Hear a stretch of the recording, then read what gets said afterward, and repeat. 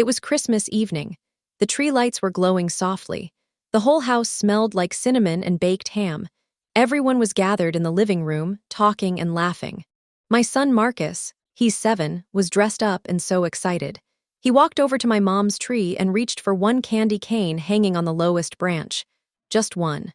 Before I could even process it, my mom's hand came down and smacked his little fingers. Not hard enough to leave a mark, just hard enough to make him pull back and freeze. Then she looked straight at him and said, calm as if she was commenting on the weather, "Those are for the real grandkids."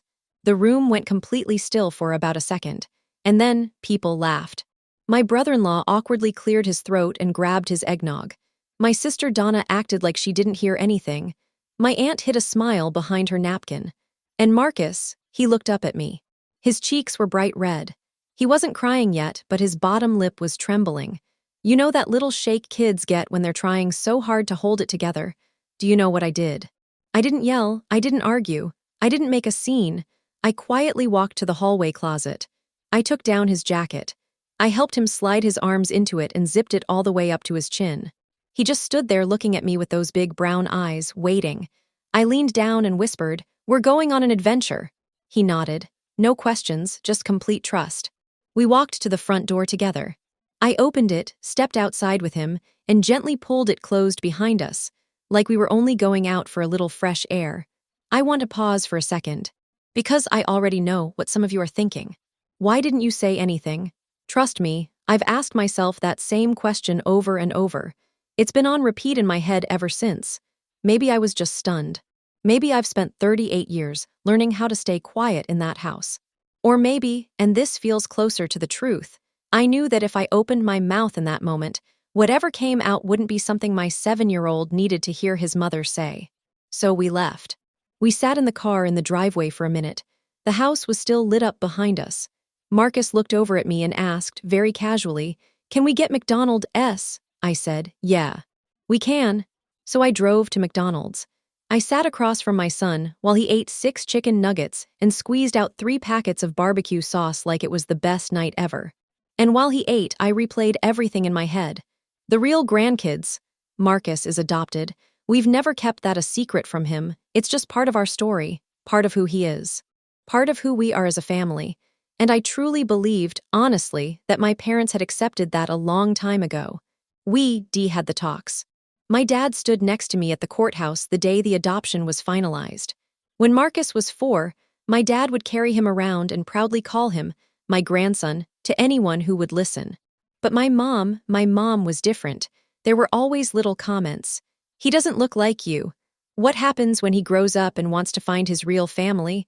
I let it go every time. I told myself she was from a different generation. I told myself she'd adjust, that eventually she'd come around. Well, she came around all right. That Christmas night, I drove home, tucked Marcus into bed, and he was asleep almost instantly. Didn't even make it through our usual bedtime chat. He was full of nuggets and completely unaware that his grandmother had just drawn a very clear line. I sat alone at the kitchen table in the dark, and that's when I made a decision. It wasn't loud. It wasn't emotional, it was quiet. And it was calm. That night at the kitchen table, I decided something simple. I was done covering for her, done explaining her behavior, done pretending it didn't hurt. But here's where things really shifted. Exactly 1 week later, my dad sent me a text, and that text changed everything. It said, "Loan payment tomorrow, right?" Before I tell you what I said back, I need to explain something because this part matters. About 8 months earlier, my parents had come to us in a tough spot. My dad's small landscaping business had hit a rough season. They were short on a balloon payment for some equipment, $4,200. Derek and I talked it through carefully. It wasn't a small amount for us, but they're my parents. So we agreed to loan it to them. We didn't just hand it over casually, we wrote it down. My dad shook Derek's hand. The plan was 3 installments to pay us back. And we'd been patient, very patient. So when that text came through, 1 week after Christmas dinner, 1 week after my mother slapped my son's hand and told him he wasn't a real grandchild in front of everyone, something inside me shifted. It wasn't rage, it was clarity. I stared at my phone for a long moment, then I typed 4 words. "Not from us," that's it. And then my phone absolutely blew up. but I'll get to that part in a minute. And trust me, it's worth waiting for. Because what happened next wasn't just about money. It was about years of small comments, years of swallowed words, years of pretending things were fine when they were. I'll be honest, some of the choices I made in the weeks after that, I'm not completely proud of all of them. A couple were creative. A couple were just plain petty. But I was a mother with a plan, and I had a 7-year-old who deserved better. So no, I don't fully apologize. What I can tell you is this: that quiet walk to the coat closet, that soft click of the front door closing behind us, it turned out to be the loudest statement I've ever made. Now picture this. I'm sitting at my kitchen table. My coffee's gone cold. My phone is lighting up nonstop, buzzing, ringing, lighting up again, like a slot machine that just hit jackpot. All because of 3 simple words. Not from us. Except I wasn't winning anything. I was just sitting there, watching my family show me exactly who they were, one notification at a time. First my dad, 3 texts back to back. Rachel, what does that mean? Rachel, call me. Rachel, then my sister Donna. Yes, that Donna. The same one who smiled into her eggnog and said absolutely nothing at Christmas. Now suddenly, she had plenty to say. Mom is really upset. Can you just call Dad and work this out? It's not a big deal. Not a big deal. I stared at that message for a good 30 seconds. I typed out a response, deleted it, typed another one, deleted that too. I think I went through 4 different versions. What I finally sent was simple. I need a few days, which honestly was generous. Then my phone rang, and this one surprised me. It was my Aunt Plet, my mom's older sister. She lives out in Tucson. We talk maybe 3 times a year. She didn't text, she called. I answered mostly because I was confused. Before I could even say hello, she said, "Your mother told me what your father texted you." And then she said something I did not expect. "Good for you, baby." I actually laughed, out loud, alone in my kitchen. Aunt Plet has never been dramatic, but she's also never pretended my mother is easy to deal with. She said, "I love my sister, but that woman has had a blind spot about Marcus since day one." Somebody needed to say something. I asked her if she knew what Mom had actually said at Christmas. There was a pause, then she said, "She told me he grabbed for a decoration and she redirected him." Redirected him, that's what it had become. Do you see what I was working with? Aunt Plet stayed on the phone with me for almost an hour that night. She didn't lecture me. She didn't tell me what I should or shouldn't do. She just listened. And honestly, that was more support than anyone else in my family had managed to give me in about 7 years. Right before she hung up, she said something that has stayed with me ever since. Right before we hung up, Aunt Plet said, "You leaving quietly was the most powerful thing you could have done. Don't you dare apologize for it." I wrote that down. It's still on a little sticky note inside my medicine cabinet. I see it some mornings when I'm half awake, brushing my teeth, and it still hits me the same way. Now I need to talk about Derek for a minute, because he's kind of his own subplot in this whole story. I love that man, I really do. He's a natural peacemaker. It's one of the things that makes him such a steady, kind person. It's also, in situations like this, wildly inconvenient. When I told him I'd texted my dad not from us, he got very quiet. Then he said carefully, "Did you want to talk about that before you sent it?" And I said just as carefully, "No." He nodded. Went into the kitchen, made us both tea, and this is exactly why I married him. He came back, handed me the mug, and said, "Okay, so what do we do next?" What do we do next? Well, I'll admit my first plan wasn't exactly strategic. I decided I just wouldn't respond to anyone for 2 weeks. Total silence. Let them sit with it. In my head, it felt calm, mature, almost elegant. In reality, I made it 4 days. On Tuesday afternoon, my dad showed up at our front door. Marcus was at school, Derek was at work. It was just me, a half-folded basket of laundry on the couch, and my father standing on the porch in his work jacket, mud still stuck to his boots. He looked older than I expected. Tired. He was holding his hat in his hands. I've only seen him do that a few times in my life. Every time, it meant the same thing. He was either very sorry or very scared. Sometimes both. I opened the main door, but I left the storm door closed. So there was still glass between us. Maybe that was petty. I don't know. At the time, it felt like the smallest boundary I could manage. He looked at me through the glass and said, "I don't want to fight, Ratch." I said, "I'm not fighting, Dad." He frowned a little. "Then why the text?" And this was the moment I'd been replaying in my head since Christmas. I had whole speeches prepared. Calm, thoughtful, perfectly worded sentences. That's not what came out. What came out was quiet, simple. Because Marcus reached for a candy cane. Mom smacked his hand and said he wasn't a real grandchild. Everyone laughed. No one said anything. And then a week later, you asked me for money. I just couldn't. That was it. He opened his mouth, closed it, opened it again. Your mother didn't mean it the way it sounded. And right there, that sentence told me exactly how this conversation was going to go. Not I'm sorry. Not that was wrong. Just she didn't mean it the way it sounded. I nodded slowly. I told him I loved him, and I closed the door. I stood there in the hallway for a minute, my back against the door, heart pounding.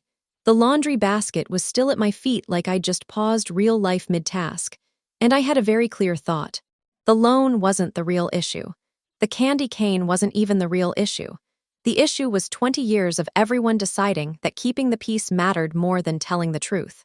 And I had just quietly decided I was done being the one who kept that piece stitched together. So I started thinking. Planning, really. At first it was small, almost harmless. Even I would have said it wasn't much of anything. But it grew. And by the time the idea was fully formed, I surprised myself a little. Because my mother had a big birthday coming up in February. A milestone. The kind the whole family had already started talking about weeks in advance. And she was planning a party. A nice one, and up until Christmas dinner I had been the one planning her party. Had been. I think you can probably see where this is headed. And I'll be honest with you, I don't regret it. Here's what no one in my family knew. For 3 months, I had been quietly organizing my mother's 70th birthday. Big milestone, big celebration. I had handled everything. The venue deposit. On my card, the caterer. My contact, the guest list. A detailed spreadsheet sitting in my Google Drive. I had even tracked down her college roommate in Vermont and arranged to fly her in as a surprise. I ordered a custom photo book from a printer in Nashville. I spent hours scanning old pictures, writing captions, double-checking dates. I did all of it. And on December 26th, the morning after Christmas, while my coffee was still brewing, I canceled every single reservation. Calmly, politely. Each email was professional and simple. Due to a change in circumstances, we need to cancel. No drama, no explanations. I got about 60% of the deposits back. I transferred every dollar of that straight into Marcus's college savings account. That part, I'm not ashamed of at all. And no one knew. That was the quiet genius of it. The party wasn't until February. Everyone just assumed I was still handling things like I always did. In early January, Donna texted me, "Should I bring a dessert?" I replied, "Sure, that sounds great." Which technically wasn't a lie. Let me ask you something. Does that make me the villain here? Because I've gone back and forth on it, and I always land in the same place. I didn't create chaos. I didn't sabotage anything in some loud, explosive way. I just stepped back and let something that was already shaky fall on its own. Meanwhile, Marcus had been a little quieter since Christmas. Not upset exactly, just thoughtful. Kids process things differently. They sit with it, and then, out of nowhere, they say something that hits you right in the chest. His moment came on a random Wednesday night in January. We were standing in the kitchen making grilled cheese sandwiches.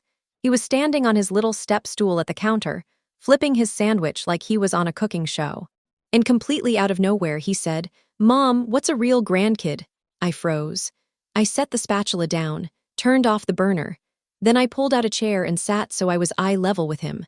I told him, as simply and warmly as I could, that he is real. That families are built in all kinds of ways. That every single one of those ways counts. And that sometimes adults say things that are wrong, and just because someone says something doesn't make it true. He listened so seriously, nodding a little. Then he asked, "Was Grandma wrong?" I didn't sugarcoat it. "Yes, baby, she was." He thought about that for a second, picked up his grilled cheese and said, "Okay. Just okay, 7 years old." That was enough for him. I almost fell apart right there at the kitchen table. But I didn't. I held it together. While he ate, I texted Aunt Pled under the table and told her what he'd asked. She replied with a string of red heart emojis and one sentence. "That boy is going to be just fine because of you." I held on to that. Then February came. And so did the day my family realized there was no party. Donna called me first. Her voice was higher than usual, tight. Rachel, the venue just told Mom they don't have any booking under her name. I paused. That's strange. Another pause. Did something happen with the reservation? Circumstances changed, I said. Which was true. The silence on the other end of that call. I won't lie, it was one of the most satisfying silences of my adult life. I'm not proud of how much I enjoyed it, but I did. What happened next, though, I didn't expect. My mom called me herself. She almost never calls. She's always preferred texting. But this time she called. When I answered, she wasn't angry. She was crying, not dramatic crying. Not the kind where you can hear someone trying to make a point. Real crying. She said, "I think I need to talk to you." And something in her voice made me say yes. I want to be honest about something. When I heard my mom crying on the phone, my first reaction wasn't sympathy. It was suspicion. She has used tears as a shield my entire life. A well-timed cry could shift the focus, soften the room, erase accountability. I've seen it work more times than I can count. So yes, I agreed to meet her, but I showed up with my guard all the way up. We decided on a diner near her house. Neutral territory, public, safe. I told Derek where I was going. He handed me my coat and said, "Text me every 20 minutes or I'm coming in."